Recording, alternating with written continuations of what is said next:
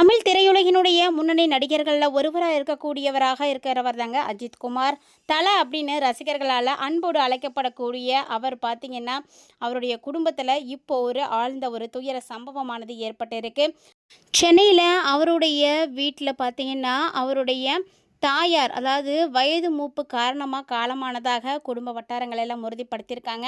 இந்த செய்தி வெளியான ஒரு சில மணி நேரங்களிலே பார்த்திங்கன்னா, திரையுலகத்திலிருந்து முழுக்க முழுக்க அவருக்கு ஆழ்ந்த இரங்கலானது வந்துட்டுருக்கு. அது மட்டும் இல்லாமல் திரையுலகமும் சரி, ரசிகர்களும் சரி, மிகப்பெரிய சோகத்தில் வந்து மூழ்கி இருக்காங்கன்னு தான் சொல்லணும். அஜித்குமாருடைய தாயார் மோகினி அவங்க நீண்ட காலமாக குடும்பத்தோட அமைதியான வாழ்க்கையை வாழ்ந்துட்டு இருந்தவங்க. ஸோ அதிகமாக பார்த்திங்கன்னா பொது வெளியில் வந்து வராதவங்க அப்படின்னு சொல்லலாம். ஸோ இவங்களை அது ரேராக தான் பார்த்துருக்க முடியும். இருந்தாலுமே கூட அஜித்துடைய வாழ்க்கை பயணத்தில் இவருடைய பங்கு பார்த்திங்கன்னா ரொம்ப ரொம்ப முக்கியமான ஒரு பங்காக இருந்தது. ஸோ இந்த மாதிரி அவருக்கு சப்போர்ட்டிவாக இருந்த அவங்க இப்போ அவங்கள விட்டு வந்து பிரிஞ்சிருக்காங்க. குறிப்பாக அஜித் தன்னுடைய திரைப்பட வாழ்க்கையினுடைய ஆரம்ப கட்டத்தில் சந்தித்த சவால்கள், தடைகள், அந்த காலத்தில் குடும்ப ஆதரவு அவருக்கு மிகப்பெரிய உறுதுணையாக இருந்ததாக வந்து சொல்லப்படுது. ஸோ அவங்க பெற்றோர் தான் அவங்களுக்கு ரொம்ப ரொம்ப சப்போர்ட்டிவாக பில்லராக இருந்திருக்காங்க. சமீபத்தில் ஒரு 2-3 வருஷத்துக்கு முன்னாடி தான் தந்தையை வந்து இழந்திருந்தார். ஸோ உடனே பார்த்திங்கன்னா தன்னுடைய தாயாரையும் இழந்திருக்கிறது கண்டிப்பாக அவருக்கு மிகப்பெரிய ஒரு வருத்தத்தை வந்து ஏற்படுத்தியிருக்கு. ஸோ இப்போ கிடைத்த தகவலின்படி பார்க்கும் பொழுது மோகினி மணியினுடைய இறுதி சடங்கு சென்னை பாலாவக்கத்தில் இருக்கக்கூடிய அஜித் அவர்களுடைய வீட்டில் நடக்கிறதா வந்து தகவல்கள் வெளியாகி இருக்கு. ஸோ இது பார்த்திங்கன்னா முழுக்க முழுக்க குடும்ப உறுப்பினர்கள் மட்டுமே பங்கேற்கக்கூடிய தனிப்பட்ட நிகழ்வாகவே நடைபெறும் அப்படின்னு வெளிநபர்கள், பொதுமக்கள் நேரடியாக வந்து கலந்துக்க வேண்டாம் அப்படின்னும் குடும்பத்தார் வந்து கேட்டுட்ருக்காங்க.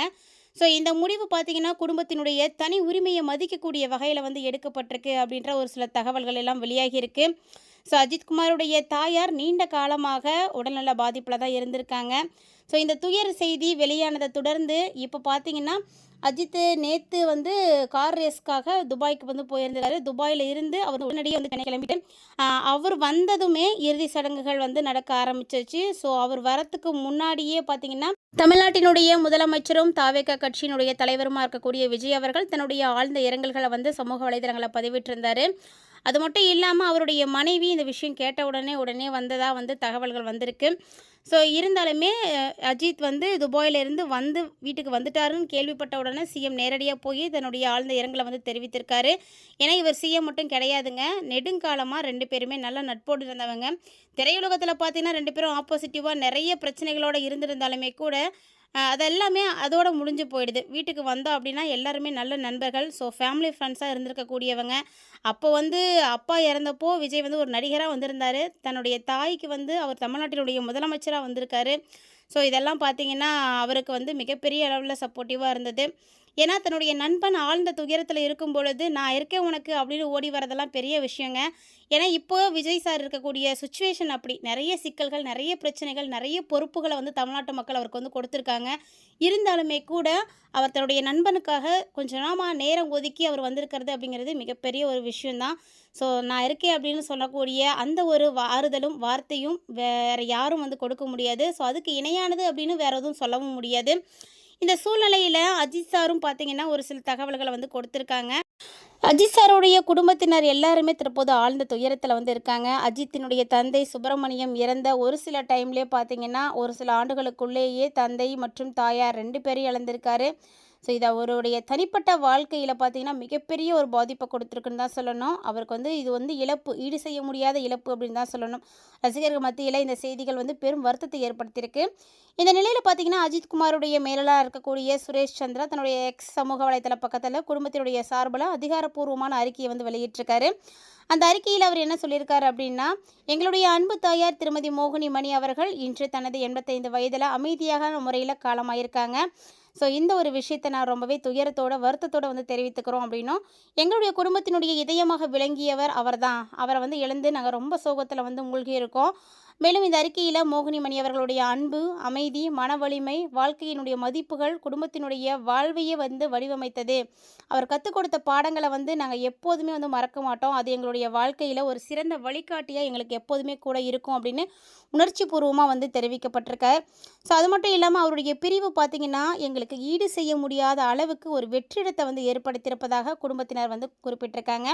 மேலும் அந்த அறிக்கையில் பார்த்திங்கன்னா என்ன சொல்லியிருக்காங்க அப்படின்னா, இந்த கடினமான நேரத்தில கூட எங்களோட நிற்கக்கூடிய எல்லாருக்குமே நாங்கள் நன்றியை தெரிவிச்சுக்கிறோம்.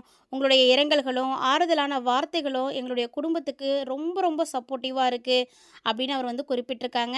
மேலும் தன்னுடைய குடும்பம் இந்த இழப்பை சமாளிக்க முயற்சித்துட்டு இருக்கிறதாகவும், தனி உரிமையை வந்து மதிக்கணும் அப்படின்னும் பொதுமக்கள்கிட்ட வந்து கேட்டிருக்காங்க.